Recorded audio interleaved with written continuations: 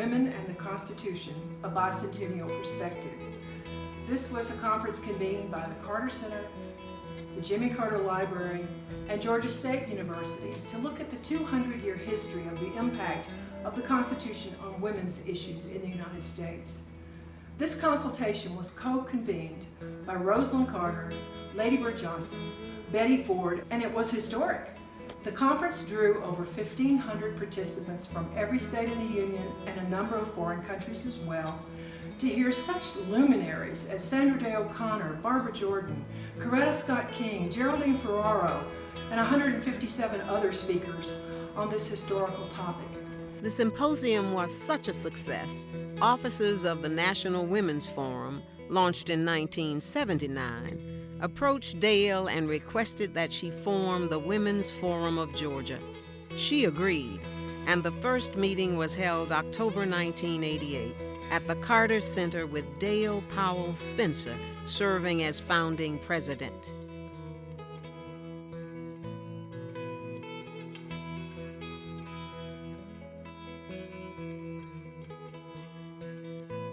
When this organization was getting started, every woman that joined was unique in their specialty. It was very exciting to bring us together because we didn't have a lot of other folks to chat with. I was looking around for other women that I could commune with, I could talk to, I could get a spiritual fullness from, and it was wonderful to see and participate in this organization as a founder. Since the beginning, Leanna Leviton has been a loyal participating member and leader and second president. This program enhances the ability of women not only to communicate, but they are sponsored by organizations.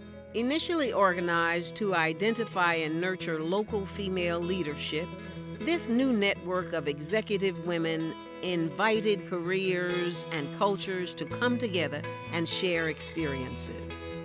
Under Holly Gardner's leadership, the goals of the organization evolved and expanded as memberships grew. Our relationships deepened as we worked together to host the International Conference in 1995.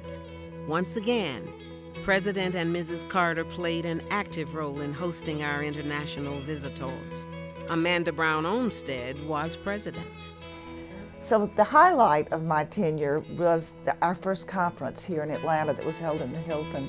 If I need to get through a door in Washington where I do not have access, I can look at my forum director, call someone and say, can you help me? The answer is always yes. Because many of us had been involved in the community, and especially with Mrs. Carter and with Mrs. King for really a long time, it did feel like family. And so I think for me, the most favorite fun part of the 2 years that I got to be the president were, one, the resiliency of the women and wanting to be together even after that extraordinary Olympics, and just both building the membership and strengthening the relationship among the women so that when we went forward with our sort of next steps, we felt solid in our work. Dine-arounds encouraged sharing personal information. Of course, every meeting held at the Carter Center has continued to be a cherished memory. Back in '88 when it was started, I had been in Atlanta maybe about 10 years. And as a matter of fact, in my term as president, my mission was to be sure that we all became much more familiar with each other and knew each other on a more personal basis. The aspirations, the inspirations that we received from each other were absolutely, I don't think could have been equaled really in any other groups. When I was asked to join this group by Ann Kramer, I had no idea what this organization was about or where I was going with it. One of my favorite memories was going to the Santa Fe Cornerstone meeting. When Chris St. Clair arrived in town, and she was coming in from Dallas and brought which is a very much larger chapter, and brought some wonderful ideas with her that really influenced our club and made getting into IWF a very organized, coherent, and very, very difficult. And of all those organizations, I would treasure being part of IWF Georgia. easily among the top. Roxanne Douglas did an outstanding job making our meetings and programs more frequent and in-depth.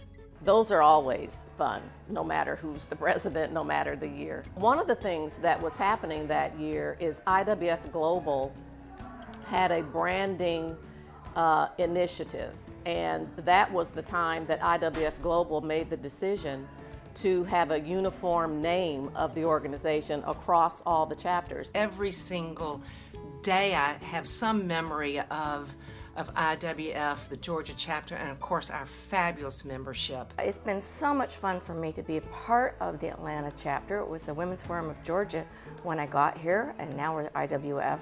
And it has been so wonderful for me to watch this organization continue to grow, and with just a great board of directors and a great roster of members.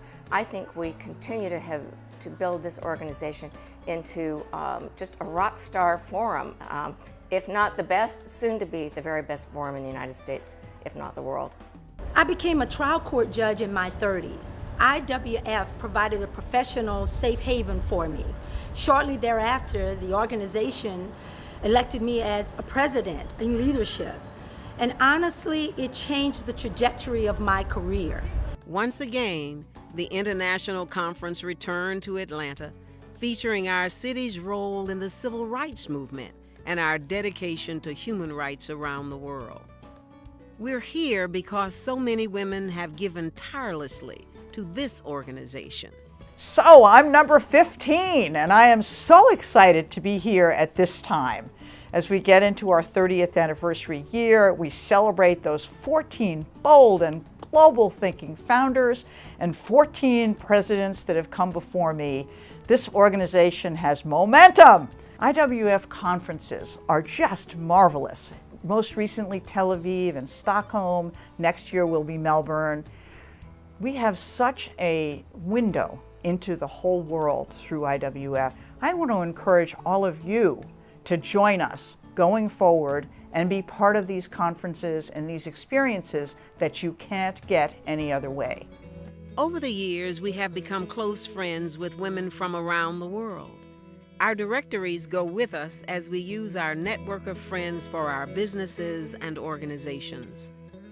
I am thrilled to have been involved with the formation of the International Women's Forum in Georgia, which immediately followed the Carter Center's 1988 Women and the Constitution Symposium.